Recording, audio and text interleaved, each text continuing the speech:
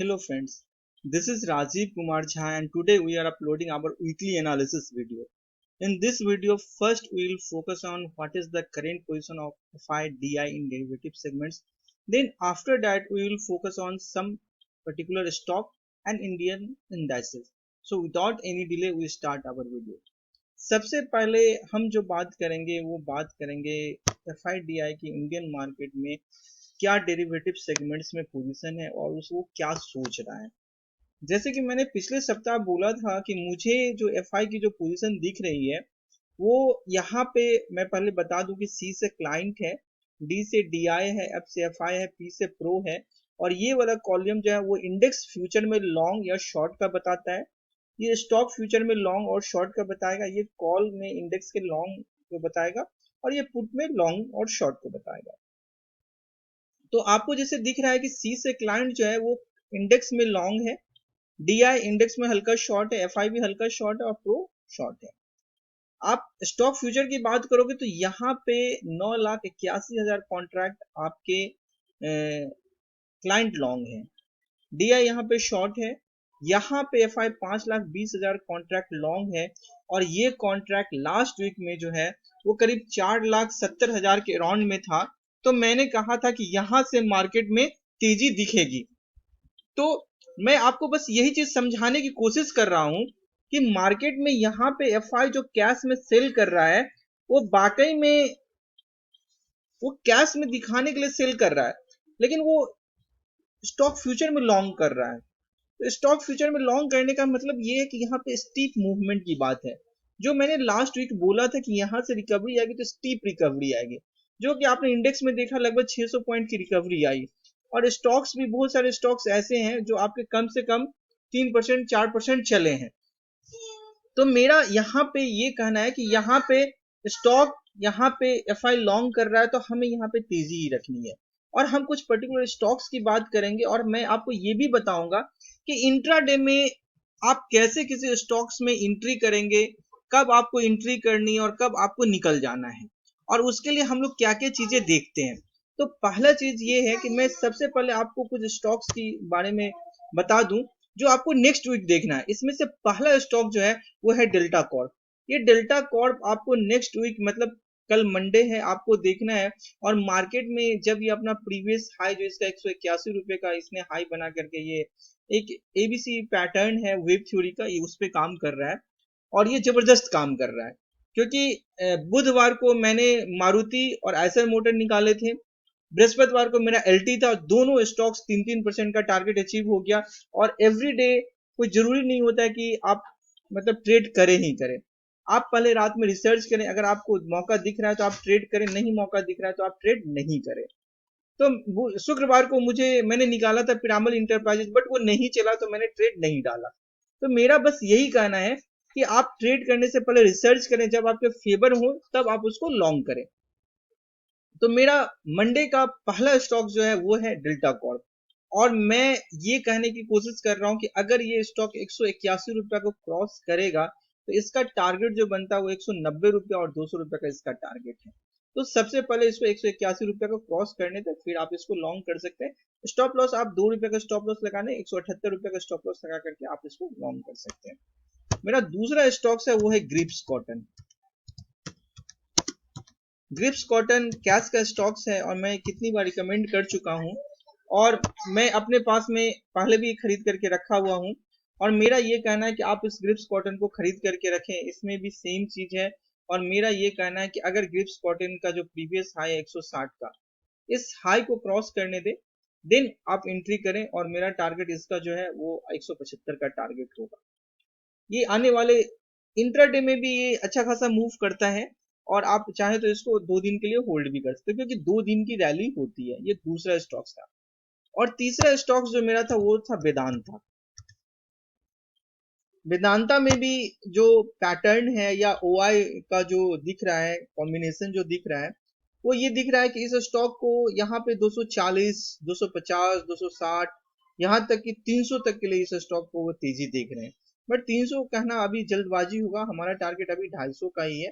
सो हम वेट करेंगे कि कब वेदांता 232 के हाई को क्रॉस करेगा और देन हम लोग 228 रुपए का स्टॉप लॉस लगा करके हम लोग उसको लॉन्ग कर सकते हैं, या वेदांता 228 को क्रॉस करेगा तो फिर हम अपना 225 रुपए का स्टॉप लॉस लगा करके इसको लॉन्ग करेंगे। अब मैं आपको ये समझाने की कोशिश कर रहा हूं कि अगर हमें किसी स्टॉक्स में एंट्री करनी है इंट्राडे, तो इंट्राडे एंट्री करने के लिए हमें क्या चीज चाहिए? सबसे पहला चीज जो है वो हमें देखना है, वो है आरएसआई। ये आरएसआई आप किसी भी स्टॉक्स पे आप देख सकते हो, अगर वो आपका उस दिन अगर वो स्टॉक ट्रेंडिंग है तो उस स्टॉक्स के लिए आपको क्या देखना है, ये चीज मैं बता देता हूँ।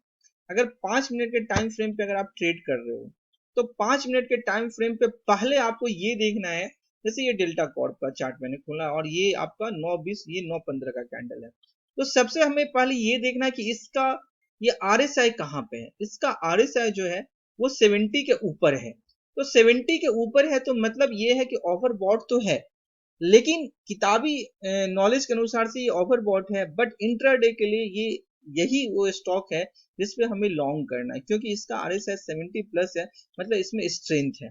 बट हमें एंट्री कब करनी है? जब ये 9 के ईएमए पे आएगा तब हम यहाँ पे एंट्री करेंगे, और हमारा ये 9 का एक्सपोनेंशियल मूविंग एवरेज है, और हम एक और 21 का एक्सपोनेंशियल मूविंग एवरेज लगा लेंगे जो हमारा स्टॉप लॉस की तरह काम करेगा, या एटीआर की मदद से आप स्टॉप लॉस की तरह काम करेगा, वो आप लगा सकते हो स्टॉप लॉस। तो हमें ये देखना है कि पहला किसका आरएसआई 70 प्लस है। अगर वो बाइंग का कैंडिडेट है तो 70 प्लस आरएसआई होना चाहिए, और एंट्री जो हमें करना है वो 9 के ईएमए पे करना है, और जब हमें 1% 0.5% का प्रॉफिट मिलेगा तो हम इंट्राडे में उसको बुक कर लेंगे या उसको स्टॉप लॉस सेल करेंगे। तो ये माध्यम से आप चाहो तो मजे से आप ट्रेड कर सकते हो, मतलब लॉन्ग के लिए। अब शॉर्ट की बात मैं अभी इसलिए नहीं करूंगा क्योंकि अभी मार्केट का ट्रेंड जो है वो बुल ट्रेंड है। तो मार्केट में सबसे पहले ट्रेंड देखा करते हैं। मार्केट में अगर बुल ट्रेंड है तो ट्रेडिंग आप जो करें वो बुलिश ट्रेंड डालें। अगर मार्केट में आपको बियरिश ट्रेंड दिख रहा है तो मार्केट में जब भी करें तो आप शॉर्ट करें। तो मैंने ये एक सीधा सा मेथड निकाला हुआ, और ये मेथड हमेशा काम करता है, बशर्ते ये कि आपको ये पता होना चाहिए कि मार्केट का ट्रेंड क्या है। आप निकाल लीजिए, कोई भी स्टॉक्स आप निकाल लीजिए, अगर जिसका आरएसआई 70 प्लस है तो वो एक बार 9 के ईएमए के अराउंड आएगा, और उसी टाइम में आप एंट्री करेंगे, और 21 का जो ईएमए होगा वो स्टॉप लॉस की तरह आप उसको यूज कर सकते हैं। अब हम जो बात करेंगे वो हम बात करेंगे निफ्टी पे, और देन बैंक निफ्टी के। हालांकि मैं निफ्टी से ज्यादा फोकस जो करता हूँ पर्टिकुलर स्टॉक्स पे करता हूँ, इसलिए करता हूँ क्योंकि निफ्टी में कितना दिन ऐसा होता है कि निफ्टी रेंज बाउंड रहता है, और जिसकी वजह से इसके ऑप्शन की जो प्रीमियम है वो डिके होती है, टाइम डिके इसमें शामिल होता है ऑप्शन में। तो जिसकी वजह से मैं निफ्टी में काम करने से ज्यादा मैं कोशिश करता हूँ कि मुझे पर्टिकुलर स्टॉक्स में मौका लगे। जैसे आपको बुधवार को मारुति 3% चला था, आपको 5,000 रुपया उसके ऑप्शन दे दिए होते। एलटी आपका बृहस्पतिवार को चला 3%, वो भी 4 से 5,000 रुपया दिया। तो जो आप निफ्टी में ऑप्शन में या बैंक निफ्टी में ऑप्शन के थ्रू काम करना चाहते हो, तो मुझे ऐसा लगता है कि अगर आप थोड़ा सा मेहनत पर्टिकुलर स्टॉक्स पे करेंगे तो वो मार्केट में आपका डेफिनेटली ज्यादा सक्सेसफुल होगा रादर देन निफ्टी और बैंक निफ्टी के। बट फिर भी हम ये जरूर देखेंगे कि निफ्टी अभी क्या कह रहा है और निफ्टी का क्या चाल है। निफ्टी अभी ये अपना ये रेक्टेंगल चैनल के बीच में घूम रहा है, और निफ्टी ने अपना ये रेक्टेंगल चैनल को इसने ब्रेक किया है, और ये आपका 16,000 पे इसने ब्रेक किया है। तो मार्केट जब तक 16,000 के ऊपर है तो इसका मतलब ये है कि मार्केट ऊपर है, और यहाँ पे आपको 1 डे के टाइम फ्रेम पे ये फोर्थ वेव यहाँ पे बना है, और इसका मतलब ये है कि यहाँ पे से ये फिफ्थ वेव के लिए ये रेडी है। फर्स्ट सेकेंड थर्ड फोर्थ, अच्छा ओके, ये फिफ्थ वेव यहाँ पे बन चुका है, मतलब ए बी सी यहाँ पे बनेगा। और दूसरा अगर आप 1 डे की बात करेंगे तो यहाँ पे बी और सी यहाँ पे बन रहा है। तो सी बनने के बाद में फिर से ये ट्रेंड रिज्यूम हो जाता है, एक फिर से एक नया वेव स्टार्ट हो जाता है। तो अभी हम उतना दिमाग वेव पैटर्न में न लगा कर हम सीधा सा ये कर रहे हैं कि ये यहाँ पे एक रेक्टेंगल चैनल का फॉर्मेशन कर रहा है, और रेक्टेंगल चैनल का फॉर्मेशन को इसने ब्रेकआउट किया है, तो इसका टारगेट जो बनता है वो टारगेट इसका ऊपर का बनता है, और मुझे लगता है ये 16,700 800 तक ले जाने के लिए रेडी है। हालांकि आपका लास्ट डे हल्का सा ऊपर से माइल्ड प्रॉफिट बुकिंग हुई है, और लगातार 3 से 4 दिन की रैली हो रही है, तो मार्केट थोड़ा सा यहाँ पे एक गैप बना हुआ है, तो मे भी हो सकता है कि मार्केट इस गैप को फिल करने की कोशिश करे। तो मैंने इसीलिए कहा कि निफ्टी पे ज्यादा दिमाग न लगा के क्यों नहीं हम पर्टिकुलर स्टॉक्स की बात करें, तो ग्रिप्स कॉटन, वेदांता और आपका एक स्टॉक्स मैंने और बताया वो था डेल्टा कॉर्प। 3 स्टॉक्स पे आप नजर रख सकते हैं। दूसरा, निफ्टी बैंक क्या कर रहा है, इस पे भी थोड़ा सा नजर डाल लें।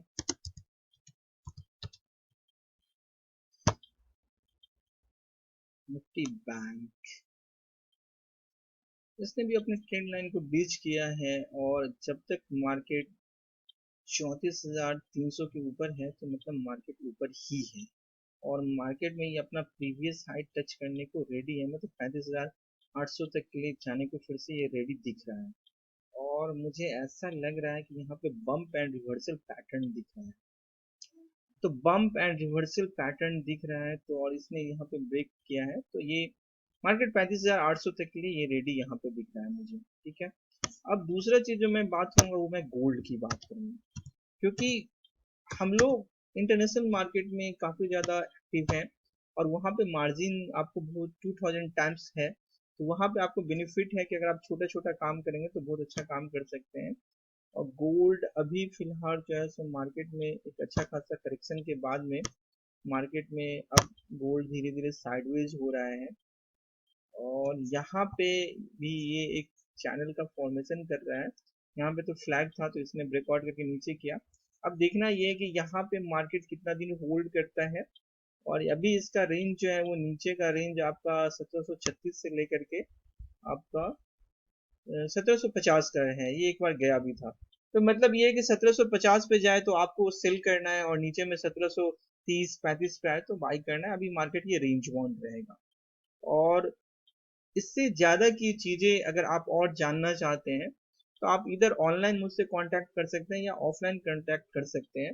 और इस मार्केट में ट्रेडिंग करना अपने आप में एक कला है, और इस कला को सीख करके आप खुद भी सेल्फ इंडिपेंडेंट हो सकते हैं।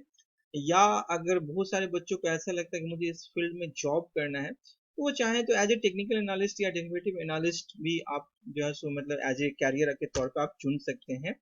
और ISM इंस्टीट्यूट पटना ये हमारा इंस्टीट्यूट है, और प्ले स्टोर पे अगर आप सर्च करेंगे तो stock market classes by Rajiv करके आपको मिल जाएगा। तो आप दोनों मार्फत से आप मतलब जुड़ सकते हैं हमसे, और हमारा खुद का ऐप है जिसपे हम हमेशा कॉल जनरेट करके देते रहते हैं, चाहे वो इंटरनेशनल नेशनल जो भी हो, तो आप वहाँ पे भी जुड़ करके उसको आप देख सकते हैं, और वहाँ पे आप उसको फॉलो कर सकते हैं। That's all, thank you.